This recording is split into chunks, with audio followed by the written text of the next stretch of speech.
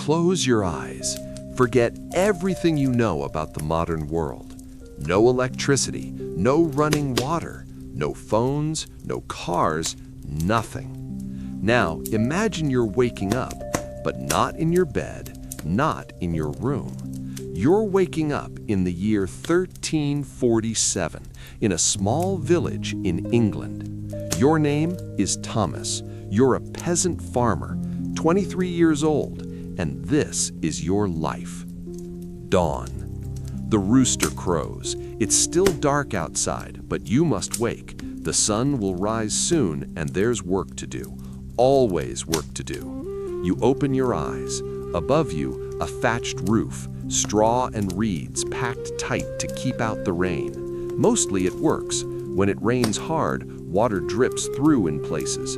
You've learned where those places are. You don't sleep under them. The air is cold. It's October. No heating except the fire pit in the center of your one-room cottage. The fire died during the night. Your breath makes clouds in the dim light coming through the cracks in the walls. Walls, wattle and daub, wooden frames filled with woven sticks covered in mud and strong mixture. It keeps out the wind, mostly, not completely. You can feel the draft from here. You're lying on a straw mattress on the floor. No bed frame, just straw in a cloth sack. You share this space with your wife, Margaret, and your 2 children, William, who's 5, and little Emma, who's 2. They're still asleep, huddled together under a wool blanket, the only blanket you own. It's scratchy and smells like sheep because it is sheep. The wool was never fully cleaned. Next to you, Margaret stirs. She always wakes when you do. She's 20 years old. You've been married since she was 15. That's normal here. Girls marry young. "Morning," she whispers. You grunt in response. Not a morning person. Never have been, probably never will be. You sit up. Your back aches. It always aches. You're 23, but your body feels older. Years of farm work will do that. Bending, lifting, digging, every day. No days off, no vacations, no retirement. You work until you can't work anymore. Then you die. Getting dressed. You're already wearing most of your clothes. You slept in them. Everyone does. It's too cold not to. You're wearing a long linen undershirt. Well, it was linen once. Now it's grayish-brown, stained with sweat and dirt. You wash it maybe once a month, in the river, with just water. No soap. Soap is expensive. Over the undershirt, you pull on a woolen tunic. Brown, rough. It itches constantly. You've learned to ignore the itching, mostly. Wool leggings, tied at the waist with a cord. No elastic. Elastic won't be invented for hundreds of years. Shoes, leather, sort of. They're falling apart.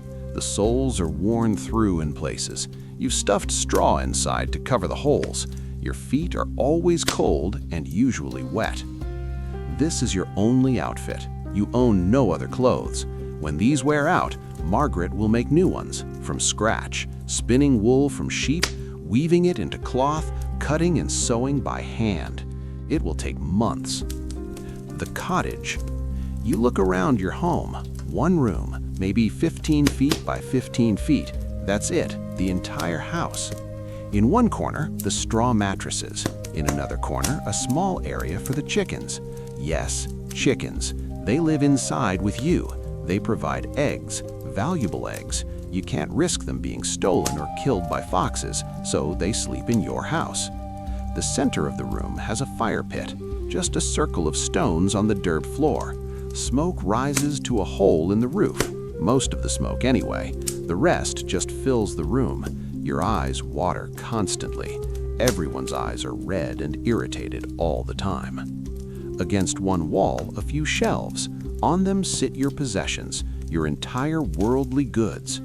2 wooden bowls, 2 wooden spoons, 1 iron pot, 1 iron knife, a water bucket, a clay jug for ale, some tools, a hoe, a sickle, and axe. That's it. That's everything you own. No furniture, no chairs, no table. You sit on the floor. You eat sitting on the floor. There's one small window, just a hole in the wall, no glass. Glass is impossibly expensive. Only churches and castles have glass windows. In winter, you stuff the window hole with straw to keep out the cold. The floor is dirt, just packed earth. When it rains, it turns to mud. There's straw scattered on it, covering the mud. The straw is mixed with chicken droppings, spilled food, and general filth. It smells. You don't notice anymore. This is what houses smell like. Breakfast. Margaret is up now, rekindling the fire.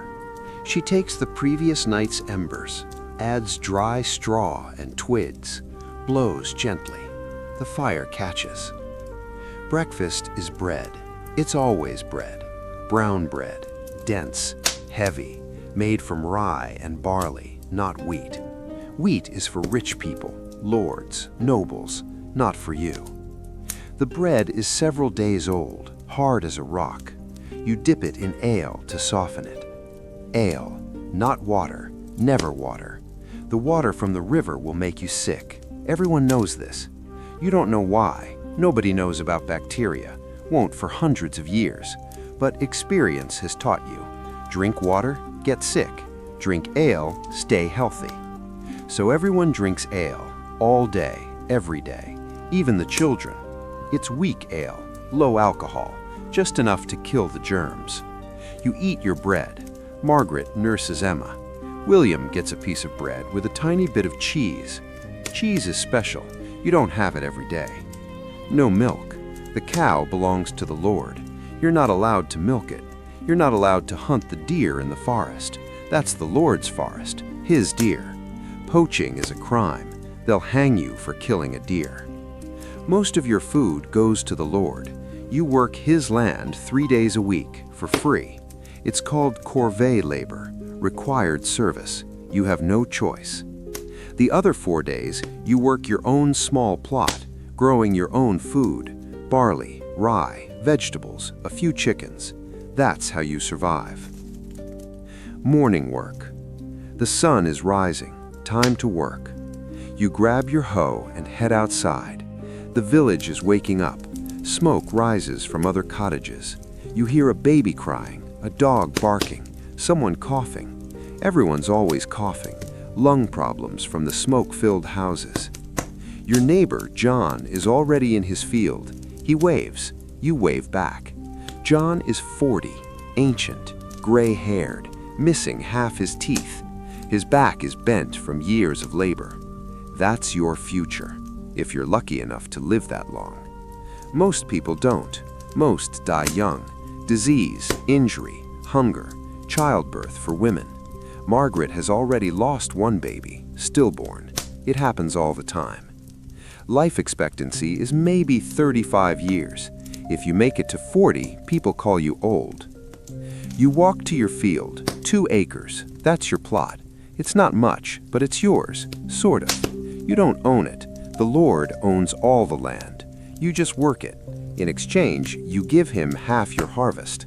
Half, every year, no negotiation. The soil is heavy clay, hard to work. You start hoeing, breaking up the earth, preparing it for winter wheat. The work is back-breaking, literally. You bend over, lift the hoe, bring it down. Again, again, again. Hours of this, every day. Your hands are calloused, thick, rough skin, permanent blisters. Your nails are broken and dirty, dirt ground in so deep it never comes out. You sweat despite the cold. The sun rises higher. Your back screams. You ignore it. Keep working. Midday. Church bells ring. Noon. Time for a break. You walk back to the cottage. Margaret has prepared dinner, the main meal of the day. Pottage. It's always pottage. A thick stew, made from whatever vegetables you have. Onions, cabbage, beans, maybe a tiny bit of salted pork if you're lucky, all boiled together in the iron pot. It's bland, no spices. Spices are for the rich. Pepper costs more than gold, literally. Black pepper is so valuable, people pay rent with it. You eat your pottage with more bread. Sitting on the floor, using your hands mostly. The spoon is for scooping, but you drink straight from the bowl. Table manners don't exist, not for peasants. You eat like an animal because you're treated like an animal. William plays in the dirt outside. Emma sleeps. Margaret mends your other tunic, the one you'll wear when this one is too torn to wear anymore. She sews by hand, by the dim light from the window, straining her eyes. She's already developing vision problems. She's 20. By 30, she'll probably be nearly blind. No glasses. Glasses exist, but they're rare and expensive. Only monks and scholars have them. Afternoon. Back to the field. More hoeing. Your arms are numb. Your back is on fire. You keep working. Around you, the village continues its daily life. Women washing clothes in the river, beating them against rocks, their hands red and raw from the cold water. Children playing. Well, not playing exactly, working. Even 5-year-olds work. William will join you in the field soon. Emma will help Margaret with cooking and cleaning as soon as she's old enough. No school, no education. You can't read, can't write, can't do math beyond basic counting. Maybe one person in the village can read, the priest. That's it. Knowledge is rare.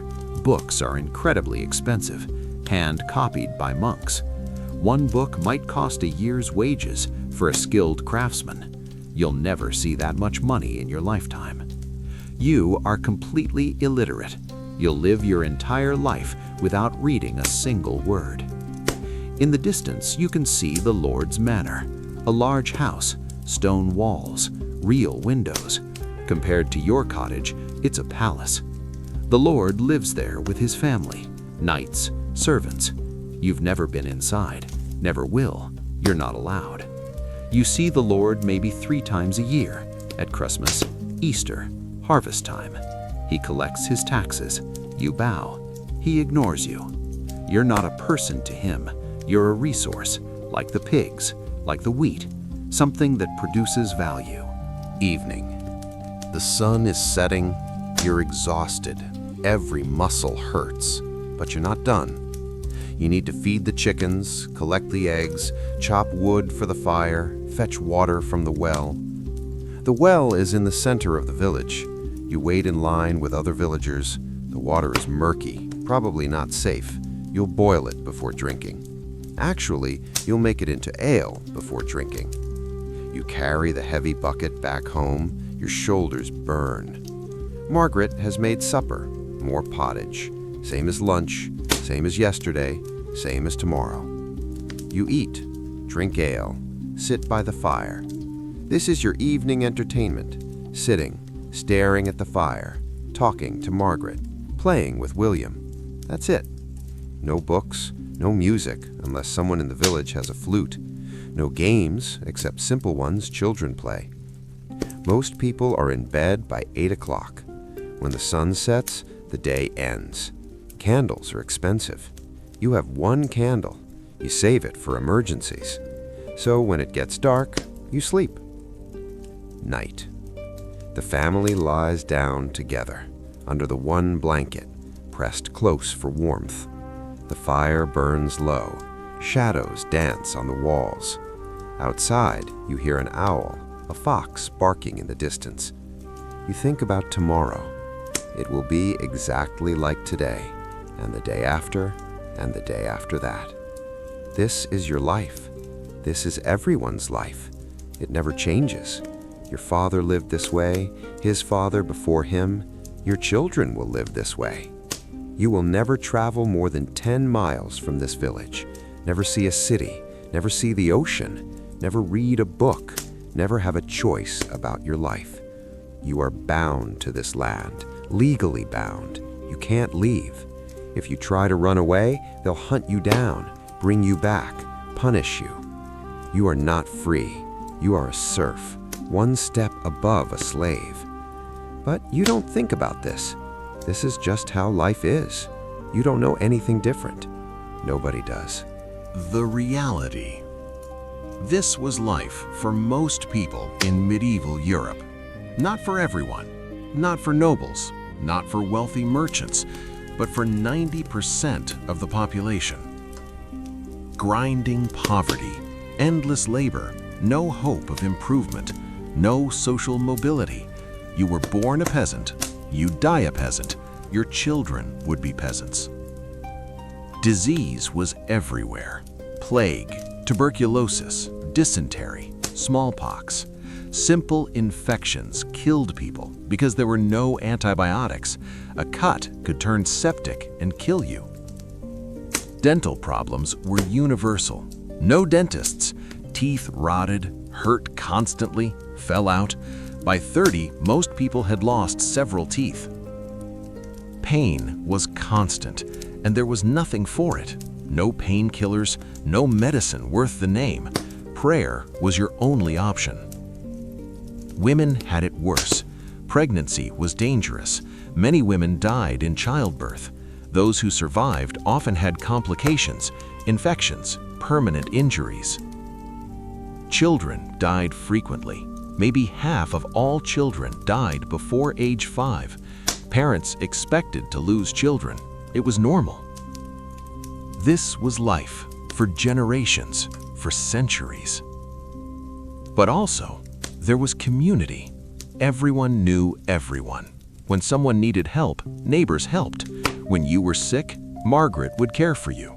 When Margaret gave birth, other women in the village helped. There was faith.